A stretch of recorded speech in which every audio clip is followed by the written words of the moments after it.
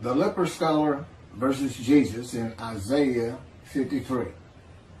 The speaker of verses 7 through 10 is Isaiah himself. Verse 7. He was maltreated, yet he was submissive. He did not open his mouth.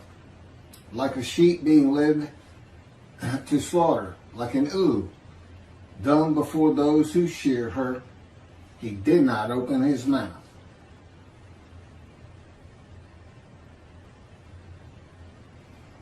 This isn't about sheep. This isn't about unblemished lambs. This is about not opening your mouth.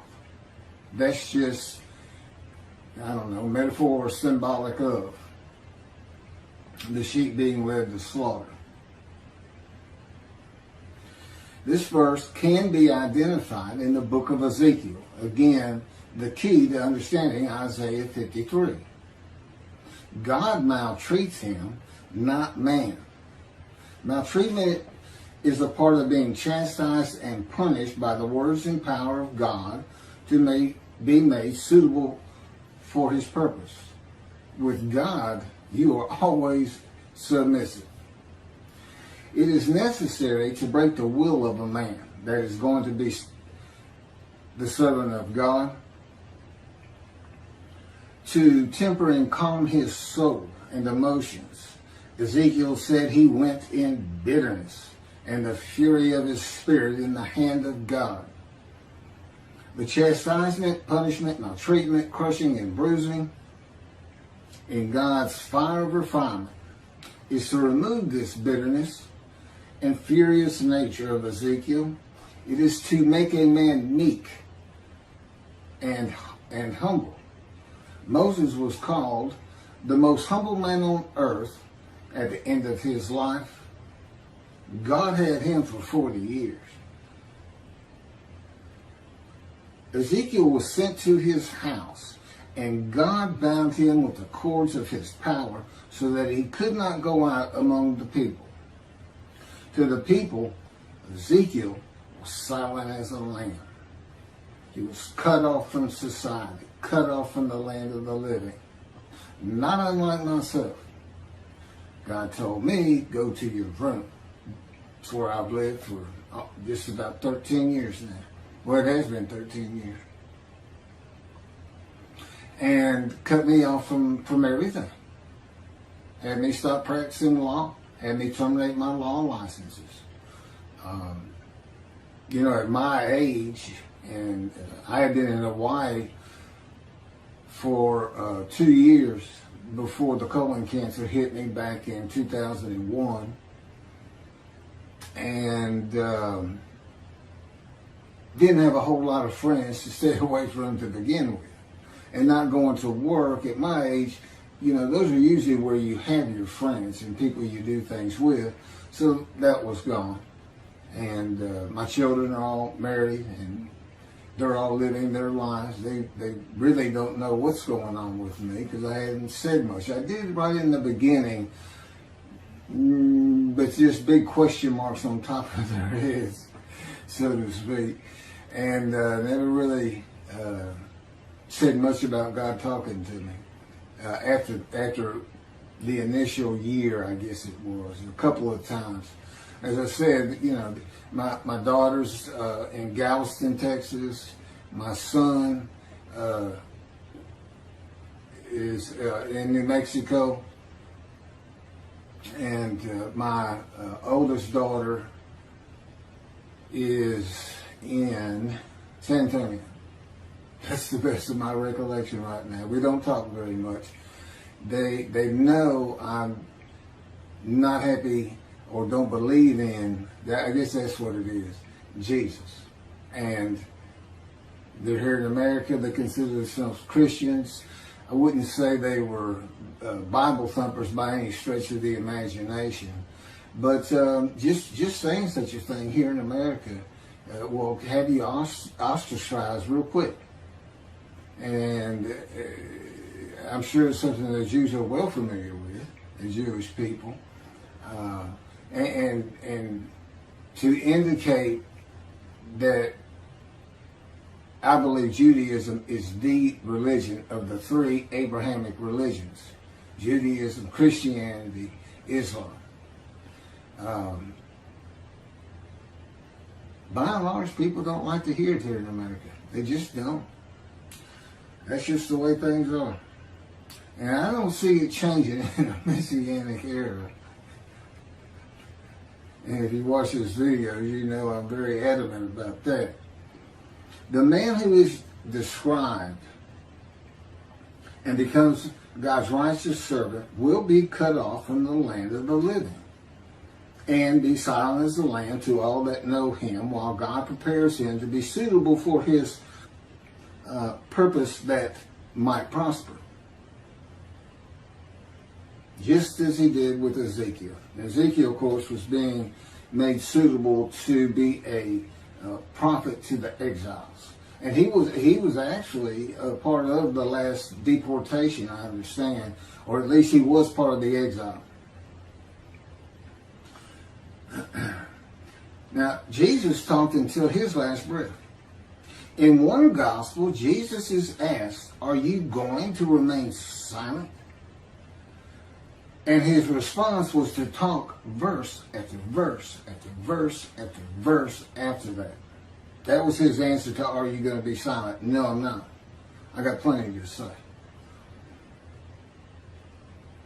And he was never confined to a house, to a room. He was always free to move. I was kind of surprised to see, oftentimes, he and his 12 would stay at a mountain near Jerusalem. You never see that in any kind of movie or anything. He did not live in Jerusalem. He did have a house. I'll get to that. Verse 8. By oppressive judgment he was taken away. Who could describe his abode? For he was cut off from the land of the living through the sin of my people, who deserved the punishment. That would be the people of Isaiah, the Jewish people. Now this is another way of looking at an offering for guilt. The oppressive judgment is being guilty and receiving a sentence of imprisonment in your home or your room. And maltreatment, chastisement, punishment, bruising, and crushing for the sins which causes the guilt of the Jewish people until suitable for God's purpose. God he uses these verses symbolically, with the offering for guilt in this verse being shown as a guilty plea before a judge of crimes not committed by the defendant. Ezekiel chapter 3, verse 14. The Spirit seized me and carried me away. I went in bitterness and the fury of my spirit, while the hand of the Lord was strong upon me. Okay, that would be the jailer for the oppressive judgment. Who can describe his abode and cut off from the land of the living? That's the prison. Ezekiel chapter 3, verse 24. And a spirit entered into me and set me upon my feet. And he spoke to me and said to me, "Go, shut yourself up in your house."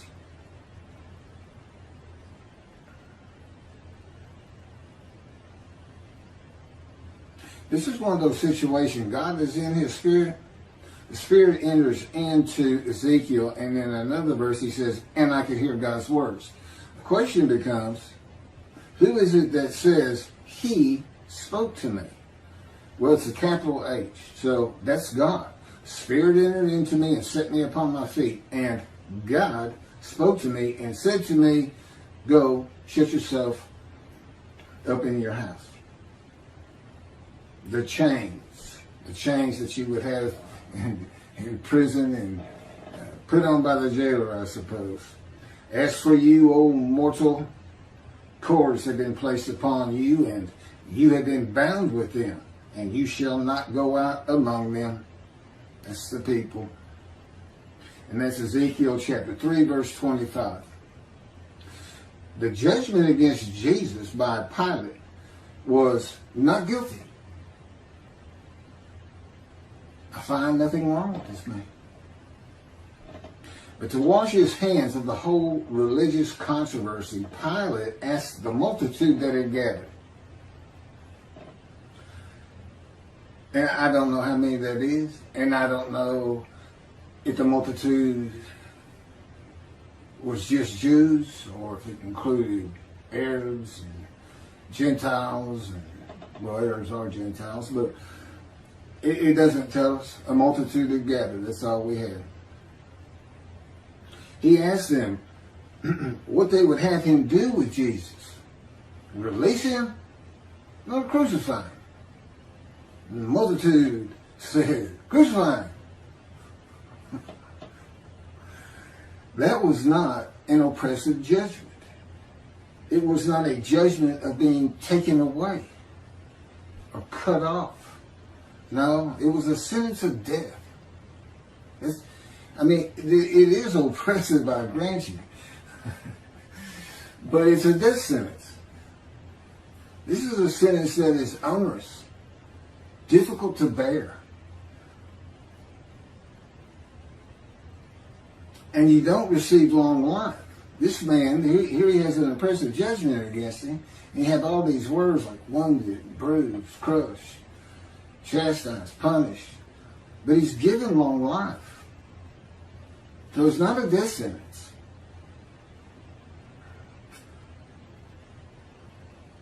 Who could describe his abode? Jesus has a house in the Gospels, but it is never described. No one today could describe his abode.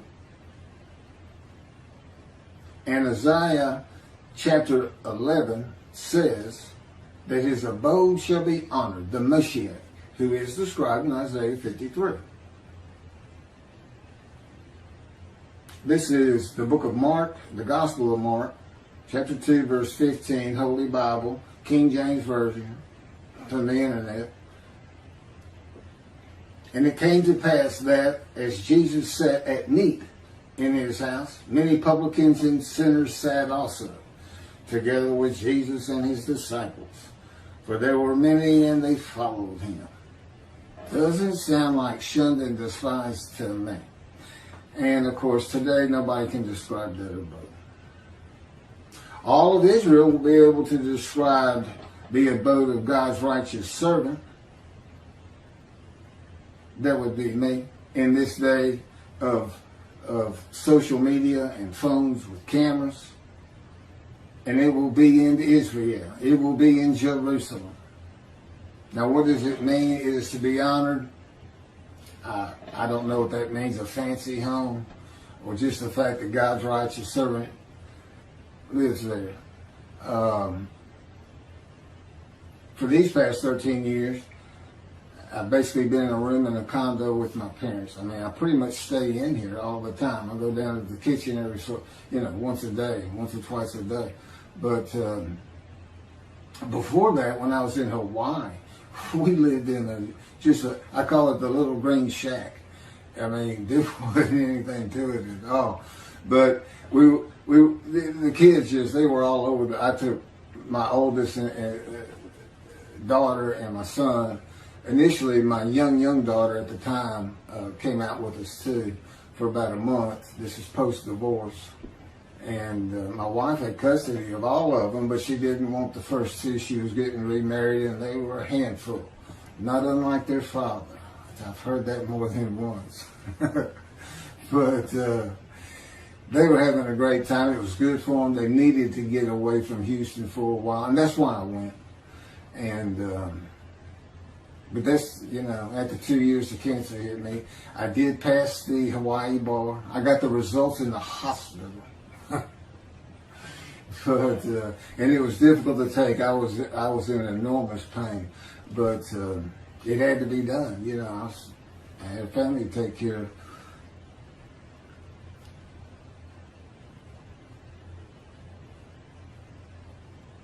Through the sin of my people who deserve the punishment. Well, Ezekiel suffers the punishment. God tells him of the houses of Israel and Judah, which is for sins, for 430 days. But the houses of Judah and Israel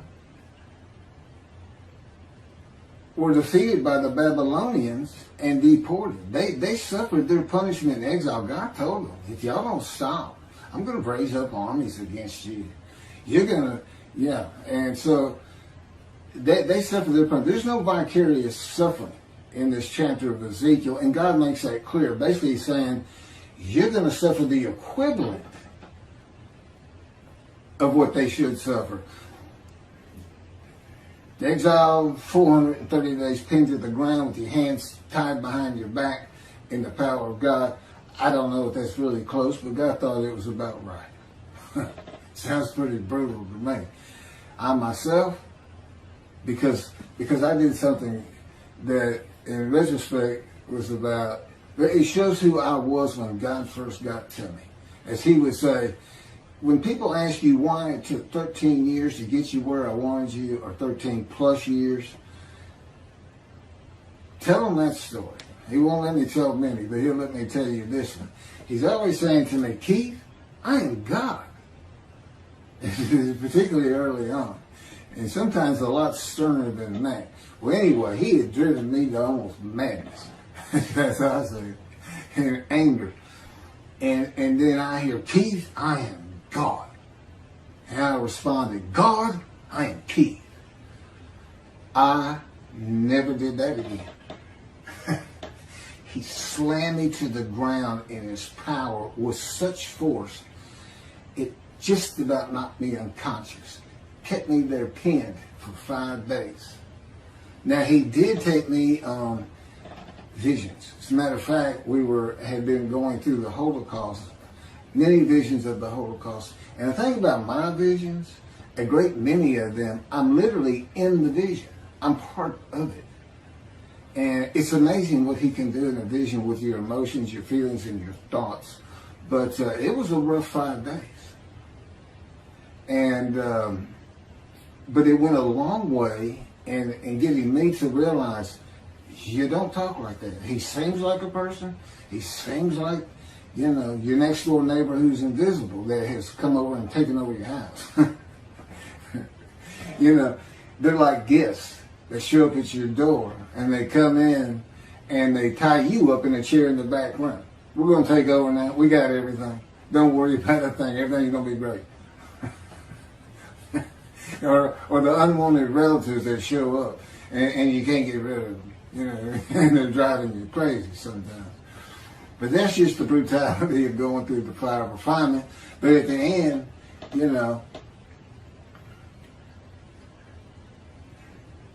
you're so thankful. I would have never been this man. I could never do the things he's had me do. I watch these videos before I post them, and I'm just like, I could never do that. I was pretty glib, but not like he has me be. And laughing and smiling, it's just like a different creature sitting there. And it's me. It's almost dumbfounded. And I'll tell him, man, you were something else when you're operating the unit. Sometimes I call it. Anyway, again, he wants you to know these things about him. He's not just everybody. I'm sure, especially those who seriously study the Torah and the time, you have your own perceptions of this entity, God, not as a man, but as a person yourself. You can't help but start adding attributes to him of a man. And when he converses with you, he says, oh, one man to another man. But it doesn't take long to realize this is an entity, a being that is nothing like man, other than he exists and he does have emotions. And he did create everything. And of course, he relates to me in a way that I can understand.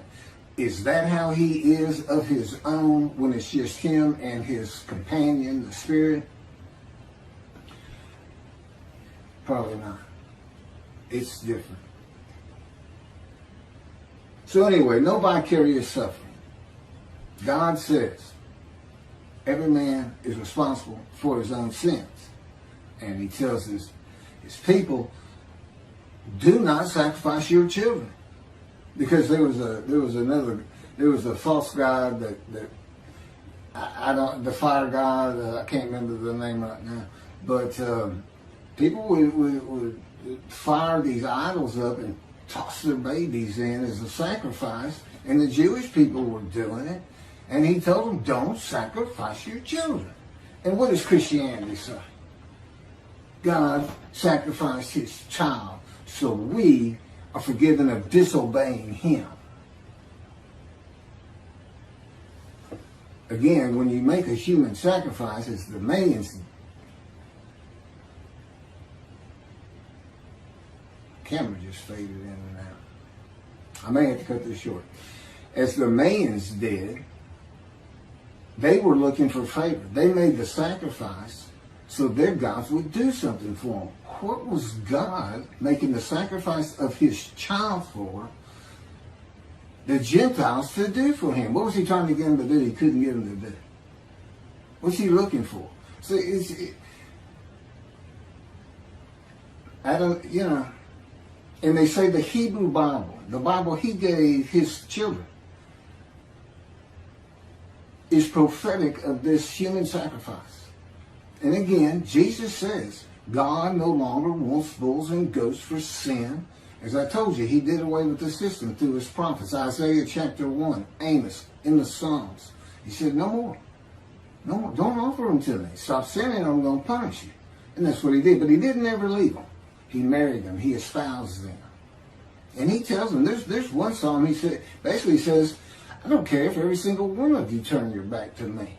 I don't care if every single one of you is sinning and not practicing my laws and commandments. I'm not leaving you. You're mine. But I will punish you. That's God.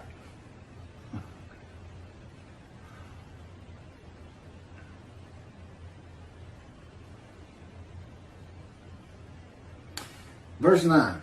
And his grave was set among the wicked, and with the rich in his death. Now, Jesus was a poor man. He didn't have anything, although he did have a house. I don't have a house. And or car, or even a bicycle. I didn't have me get rid of my bicycle. I had walked for 13 years, like I'm in the Exodus. They camped out for almost 20 of those 40 years in front of a Don who never would let them pass through. That's what's, it's as though that's just part of the story that God knew he was going to write, that he was coming from a Don. Because, see, he's with Moses. Moses wasn't allowed to go through. That means God didn't go through. Because Moses was a host of the Lord's host. The Spirit had entered him. God was in the Spirit. So God and the Spirit are in Moses. Doing what they did with me. Controlling everything. You're still yourself.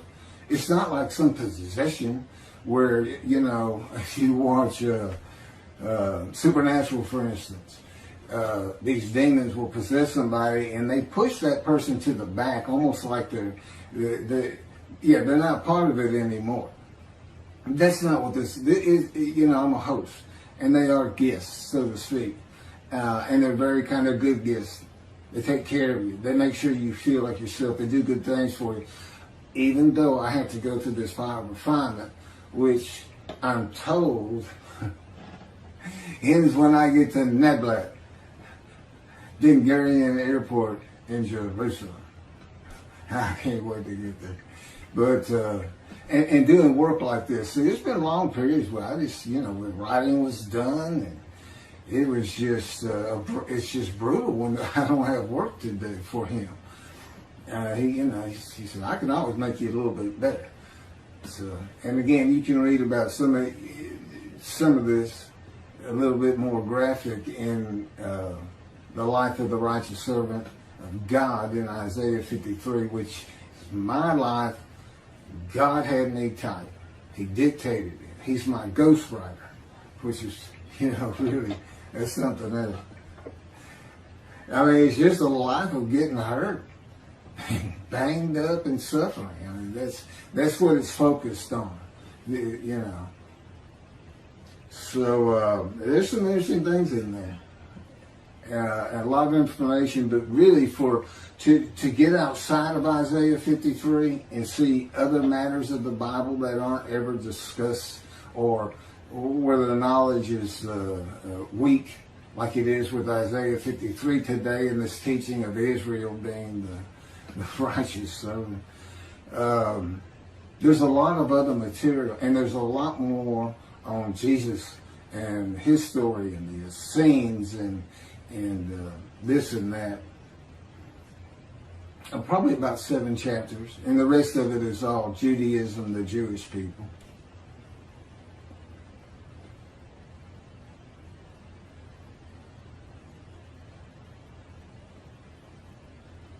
So anyway, this verse, and then Jesus is said to, after he was entombed, after the crucifixion, they took him, a rich man donated his grave. That's the story written around what happened. And so they say he fits this verse. You know, but the fact is, he's still poor. He just got buried. But you know, I think it just means because of things like being raised to great heights, a home to be honored, you know, a really nice home, and this man receives as his portion the many, that would be the many he makes righteous, and as his spoil, that would be the multitude. And presumably, you know, if I'm leading those kind of people in these teachings, and that's where, you know, God says, I'm going to dismiss the rabbis and appoint David as a ruler amongst the flock. Well, this will be what I do, is the things that he would have me do, of course, as his servant, but also the matters of the book. This teaching of a different end times, the mysteries of heaven. There's nothing I don't know for the most part, or as far as what can be related to other human beings and understandable.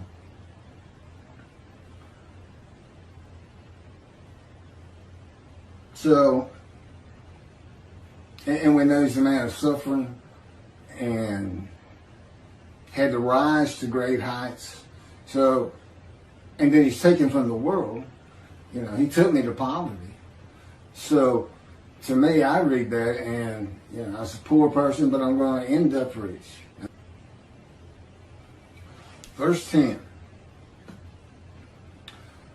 But the Lord chose to crush him by disease, that if he made himself an offering for guilt, he might see offspring and have long life.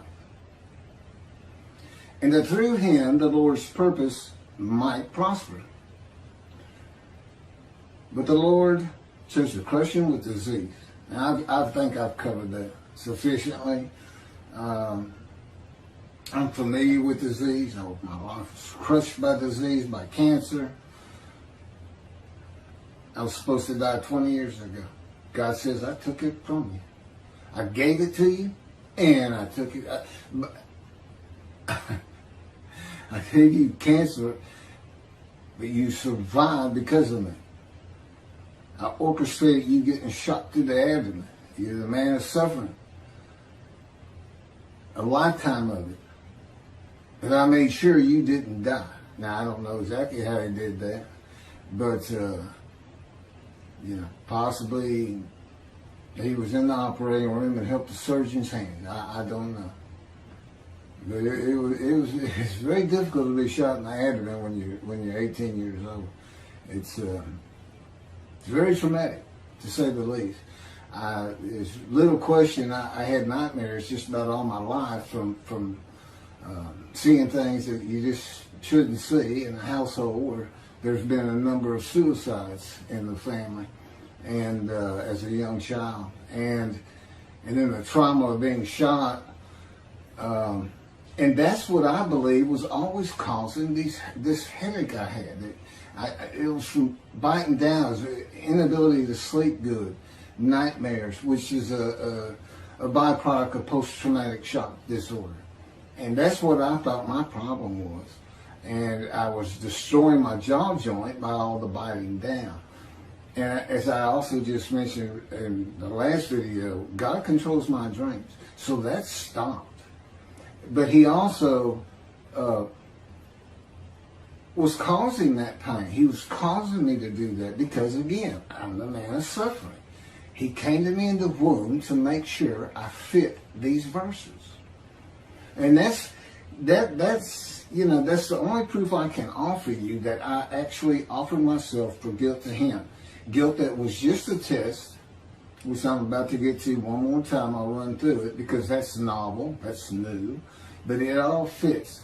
That's the thing about all these teachings in Isaiah 53, in the day of the Lord, and in my book. I mean, once he speaks to me, I mean, the first 6 or 7 chapters are just brief histories of accidents I went through, and of my life, and just kind of a chronology. I went to school, how that happened, always getting in trouble, leaving home, the worst, and failing 9th grade, barely getting into college. I had to go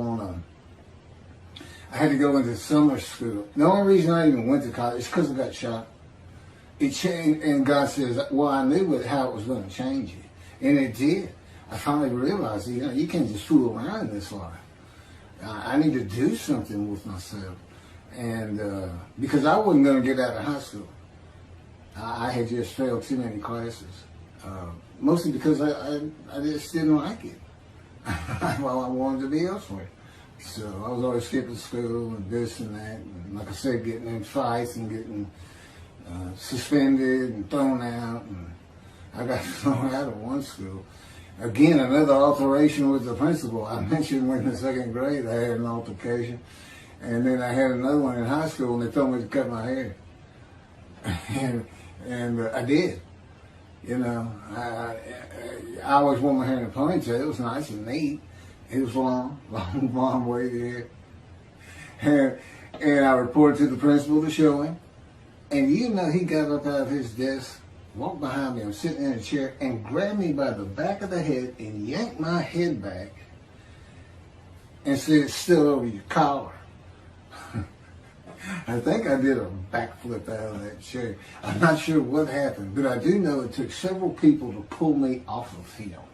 That's how volatile I was. I mean, I was just, God would say, "Tell him."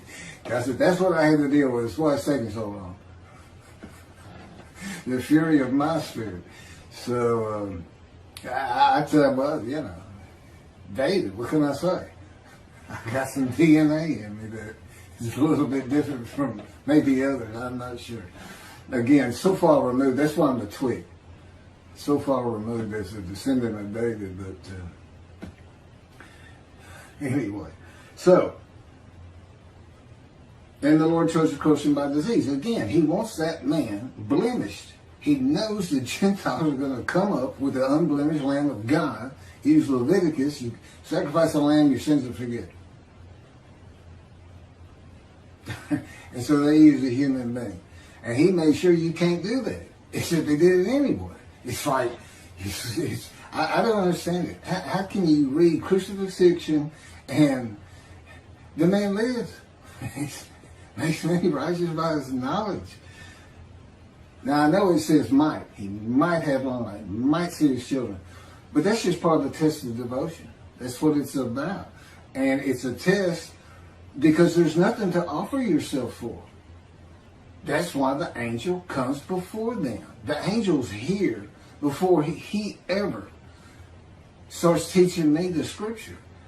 And the Jews don't know it, but they're sin free. I have to announce it. My books announce it, by the way. It's another reason I'm probably having trouble getting it published. It's just too much for the publishers or whoever's reviewing the books. They make it to a review, and they say, "Well, it's really not our thing." That's where it comes out to me. It's not our thing. And I'm like, "Well, I know, but you need to know that your thing needs an adjustment. And you need your people that you're supposed to need to see this.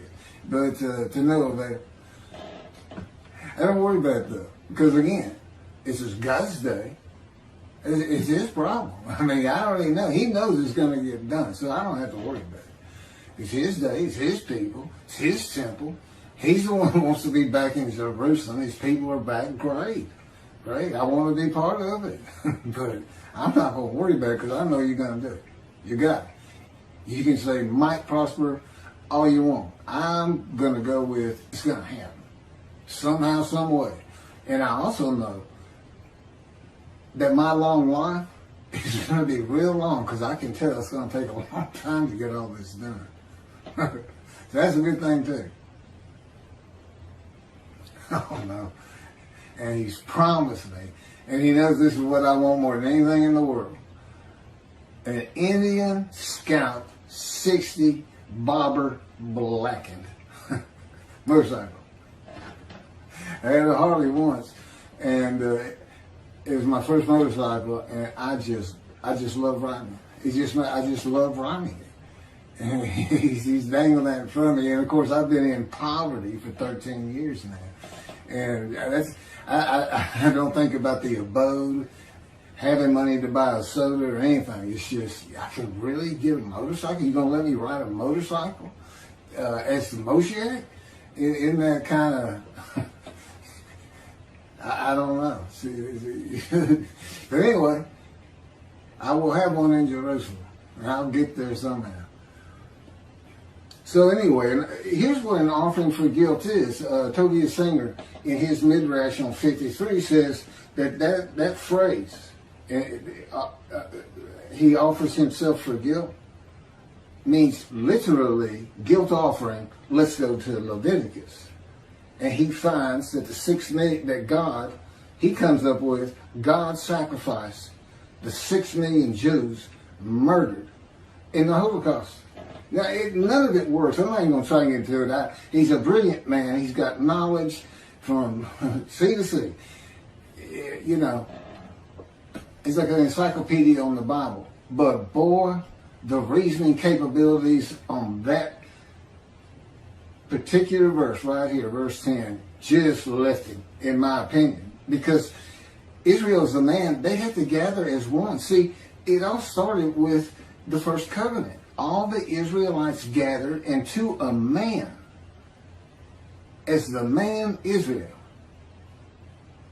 They agreed to the covenant, saying, we will abide by all of your laws and commandments Moses gives us, which it turns out includes an oral tradition. If you will be our God, and we will be your people. When did they ever regather anywhere, crushed with disease, or brought to grief with illness in the New Testament, and then have long life and make the many righteous? It just can't happen. It doesn't happen. And this verse is written because not only is the man blemished, because God knew what the Gentiles were going to do, he knew what Judaism was going to have. And a guilt offering in Leviticus is an unblemished ram. None of these people were unblemished, number one. Number two, who offered them? Did Hitler offer them? He didn't get long life and make the many righteous. Those people didn't get long life and make the many righteous. I don't know what he's thinking. I really don't. But I know he's a good man. And he practices Judaism to the T, I'm sure, as an Orthodox Jew. But, you know, really, and of course, as with all rabbis, he's dismissed. He's no longer in right standing with God, but he's got a long way to come back because he's going to have to straighten that out. He needs to get hold of these books, and I do want to relate to him. That's why I'm saying, well, that's why God's had me say to it, I want it. Doesn't matter to me either way. I just do what I'm told. I say what I'm told to say. I'm commanded to do it. You don't say no to God. And that's another thing about being crushed with cancer. God can come to you, like I said, he just sees Ezekiel. But you're not going to say no to him. If he says, I want you to be my righteous servant and dedicate your life to what I tell you to do. And that includes when you go to sleep, when you wake up. That includes what you eat. That includes when you eat. That includes when I have you exercise. I control everything. You no longer have self-will. You say yes. You go ahead, yeah. Okay. You know, it's an automatic. So that's what it was for. In verse 10 is to prevent anybody from saying from the Jewish side that this could be a man. It can't be a man. Especially cannot be an unblemished lamb, a perfect man. See, I am this man, and I am the polar opposite of Jesus Christ. You can't put us in the same sentence without having the sentence blow up. You can't do it. But I am who fits it. Not a perfect, handsome, beautiful, charming, pleasing, intelligent, sinless. So he says. I don't know. False prophecy, I'm going to come back. He doesn't do it. Is that sin? Is that lying? Is it deceit? But this whole Zechariah thing, I'm gonna ride into Jerusalem on an ass as all of the prophets say of me, I shall be mocked, spit on, scourged, killed, and rise on the third day. And yet the prophecy says the man will ride an ass into Jerusalem, and the next verse is it's summed up, defeat Rome. In his time, today it would be throw the Palestinians out of Israel. Get them out of there. Make them go to Jordan. Tell them that's it. We're not having them. You're not going to keep launching bombs at us. You're not going to live inside our land. This is God's land. You can't come in here and possess it. You can't adversely possess it. To God, you're the trespassers. That's what he would call you. That's what he does call you. I don't want those trespassers in my land. I want my temple on the Temple Mount. He said, I don't care about their mosque. I ain't care about our synagogues as though I got to have an excuse, and I don't. I get the feeling. If we weren't in the modern era with satellites and television and social media, that he'd just say, drive them into the sea. And their families, just like the promised land with the Israelites. Drive them into the sea. Get them on. Take their women and children. Take their stuff. And take their animals, drive them into the sea. Just be done with them. See, he's not a human being. He is a being that has a whole different agenda and idea about everything. And of course, I live learning his perspective on things. And I get it. It takes a while, but you do get it. He just has a different way of thinking. So, but of course, I love it. It's great. So anyway, let me get back to where I was and finish up. The speaker of verses 11 and 12 is God, and I'll pick that up on another video and end my, basically my video midrash on Isaiah 53.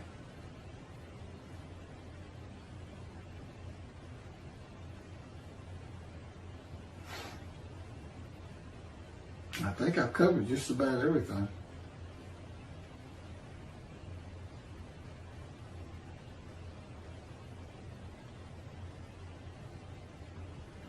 So anyway, here's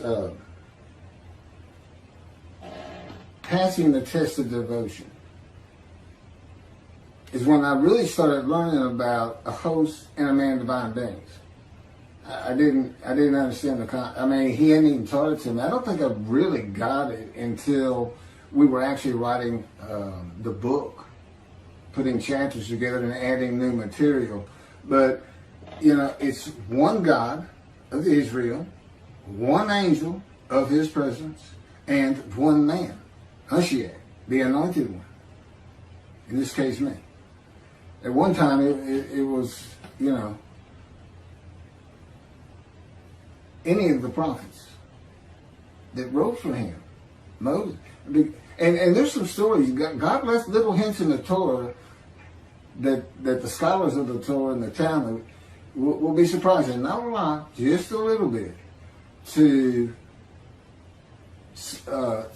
back up some of the things I say. Things that had to do with that bright white face he had when he came back down the mountain the second time, what that was about. And his attendant, Joshua. And that's the name that Moses gave him. That's not his original name. And it wasn't his name at the time that he was following Moses up the mountain and living in his tent with Moses. And then after the bright white face that he had to cover up, the attendant disappeared. He's just like, Moses come down the mountain and he's not waiting on him. And he's not in the tent. Then he would stay in the tent when Moses left. You know who he represents? The angel of the Lord, the Spirit of the Holy God. And that's the symbolic, you are now a sinless person. And that would be me. I can't sin. I don't even have self-will. I can't even, God controls me now. And, it's just fine. I'm old. I don't want to do any sins. I've had my wild days. I told God said, we got to this part, verse 12, he's a sinner. I said, I never really thought myself that much of a sinner. I was good to other people. And, I tried to do the right thing. Didn't really know anything about Ten Commandments or anything else. I'd seen the Ten Commandments, Charlton Heston, of course. Everybody has. And he said, you don't think you're much of a sinner, huh? And all of a sudden, I'm Scrooge in that story. Christmas, the ghost of Christmas past is taking me on visions. And in these visions, it's like, I'm back there. It's like the first time you start a car. You can remember, man, I felt so great first time I drove a car. When young, but you can't really get that feeling back. He puts it back in me. I can literally feel as I did the moment I first started and drove a car. The excitement, the ambience that was around me at the time, everything. It's absolutely amazing. But I also found out it was quite the sinner. But I wasn't a habitual sinner of any particular type of sin. It just seemed like I hit just about all of them. And as the Christian says, if you've had murder in your heart, you're a murderer. Okay, well, I even caught that one because I'd get so angry sometimes. It was like, hold me back. This is it. Where's my guns? No, I never killed anybody. I don't even hunt. I've never hunted. I can't even kill an animal. I don't even like stepping on a bug. And I never have. It's always been me. But again, he's been with me. There's little things about my personality that made me a better person without me knowing it, but without any particular extreme. I don't know who I'd have been if he hadn't come to me in my first year. I don't know. It's something that we've been working on more lately than any other time in the last 13 years. And I tell you, it doesn't really matter to me. To me, I'm just me. My disfigurement, that's just me. It doesn't bother me. It doesn't bother me that you say you did it. And I believe him. I said, you did. I loved running, and it really hindered me in track because you need two strong arms for a quick start to drive out of the blocks and everything. And but one thing that never happened, which is surprising, because he said part of the reason I did it is so that people would pick on you and bully you and this and that, because that's what happens to young Jewish people. I wanted you to feel as best I could the suffering of the Jewish people in every way imaginable, including the wounding, the crushing, the bruising, the maltreatment. And but the fact is, nobody ever made fun of me about this arm. And it could have been, I look like, because I wouldn't smile, and it's like, I had a friend tell me, it looks like you when you look at people, like you want them to say something bad so you can launch into them. And maybe that's why. But anyway, he's changed. I'm not that person. Not that person. It did take him 13 years, which I think is a little ridiculous. Personally, I always say, look, more power, less suffering. What's wrong with that? He said, Keith, I am God. I decide these things. I decide how long it takes. I know what you need. I know where you have to be. And I say, you're not where I want you. And I just say 13 years is all I got to say. All of a sudden, I feel my foot getting crushed with the invisible hand. One of his favorite ways to wake me up sometimes. Two invisible hands just grabbing your feet, you're in deep sleep, and I come up and I utter his favorite phrase for me. What is wrong with you? He makes him laugh. He says, nothing wrong with me, I'm God. Morning, God, and the day begins. It's not always like that. I think I'm done. I mean, I have a lot of things written, but I've covered them through all these videos, one way or another.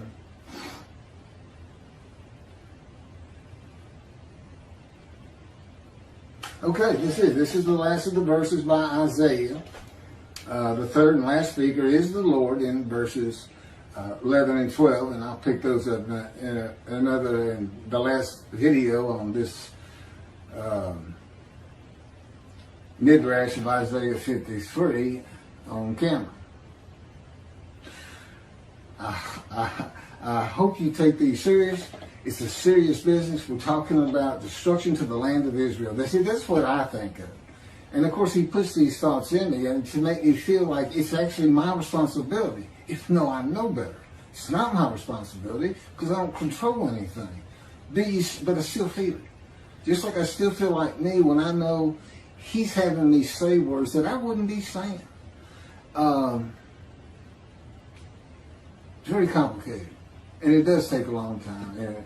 And I do it again, even if I didn't have this wonderful task in front of me. I mean, to go to Israel, to know, I'll be able to earn a living again and have things and help people understand his personality and be instrumental in having the temple built someday. Could be 20 years from now. I'm 63. Moses was 80 when God spoke to him. Lived to be 120. I don't want to be 120.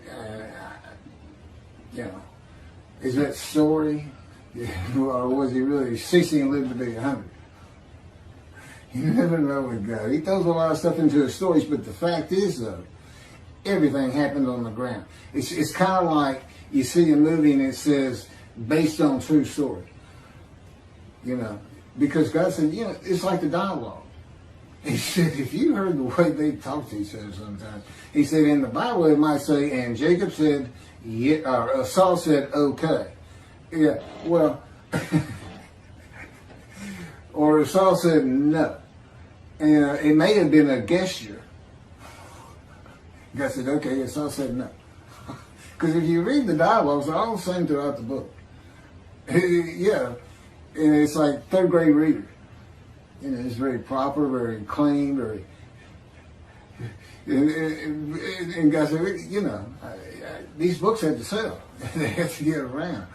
I had to add some story to it to make it interesting, but I put in my philosophy, the moralities. There's so much behind it. And that's why the Jewish people study Torah so hard. And Torah is like almost an entity to them that God created before he created the planet, Earth, people. And he did, but what they need to know is, it's not just the Torah he had written. It's the entire Hebrew Bible that he had before creation. The entirety, even the Psalms, he had written. Now he writes them in antiquity, so they read as though they come from antiquity. But, he's talking to Isaiah wrote Isaiah. That's what he told me to think about. He said, sometimes I had to get other people to finish, or do this, or do that. He said, but when you're reading it, understand that while there is a lot of story, I could have made any of it happen. All of them are within my powers, all stories. And I'm not talking about express miracles like in the Exodus, where he flat out says he's done it. But it's like you see Elijah, and he's calling down the fire at the sacrifice of the bulls with everybody in Jerusalem having come outside to watch it all with the bad guys. I can't remember the name right now. He's not giving it to me. You think if God's control you, you'd be a perfect person. You'd be like a Jesus. No, I'm still Keith. Listen, I'm still me. Now, I can't sin, but I can still, I can argue and get angry and nothing like you would think of Jesus, so to speak. And he's not part of this, There's nothing written about him in his time. And everything was a story back then. It's a great story. And like I said, there's all kinds of variations to it. And the fact is, I don't believe he ever existed. And I have it on good authority, he didn't. I'm the Moshiach, and I bring God's wrath. And I bring his reckoning. We'll finish up with what God has to say on 11 and 12, another video. I can't believe he just had me say that. That's from God himself.